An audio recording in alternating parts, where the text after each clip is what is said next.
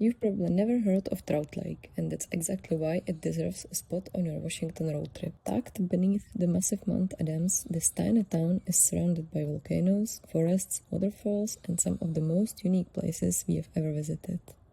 I'll also show you a quick stop in Oregon, visiting one of the world's most famous destinations for wind sports.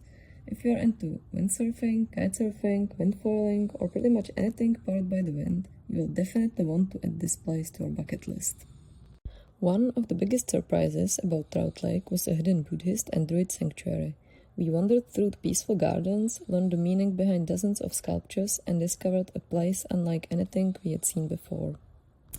You can immediately tell that the owners are deeply connected to these traditions and have created the entire place with incredible care and passion.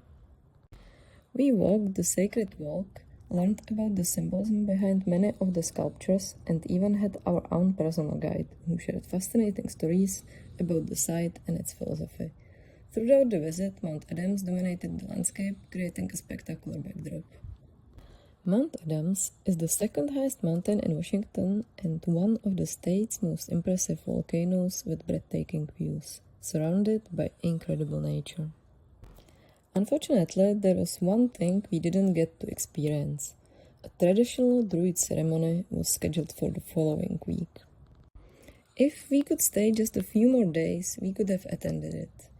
But because our US tourist visa was limited to 90 days, and that countdown has already started when we entered Alaska, we had to stick to our travel plans.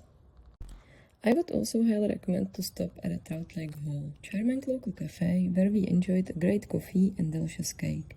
It also serves as a community gathering place, regularly hosting small concerts, dances, and other cultural events. After our coffee break, we continued to Langfield Falls before heading to Mosquito Lake. Don't let the name scare you. At least for most of the year, mosquitoes won't eat you alive. The lake sits in a natural volcanic depression and is one of those peaceful forest lakes where time seems to slow down. On calm days, the water becomes a perfect mirror reflecting the surrounding trees. It's also a popular place for paddleboarding, especially early in the morning or around sunset. Our last nature stop was Guler Ice Caves, which our friend Dencha highly recommended. These caves are one of the most fascinating natural wonders in Washington. Even during the hottest days of summer, you can still find ice and sometimes even patches of snow. What's even more interesting is that these aren't traditional ice caves. They are actual ancient lava tubes created by eruptions of Mount Adams. During winter, cold air becomes trapped inside the tubes and remains there throughout the warmer months, creating a natural refrigerator. It's one of the very few places where you can literally cool off in flip-flops on a hot summer day. When the afternoon heat arrived, we crossed into Oregon and cooled off in Hood River, the wind sports capital of the Pacific Northwest. Whether you are into kitesurfing, windsurfing, or wind foiling, this place belongs on every adventure lover's bucket list.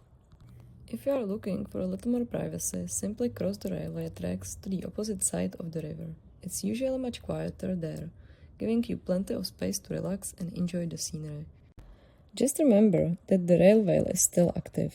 Trains don't pass very often, but they do run through here, so always cross carefully and stay aware of your surroundings.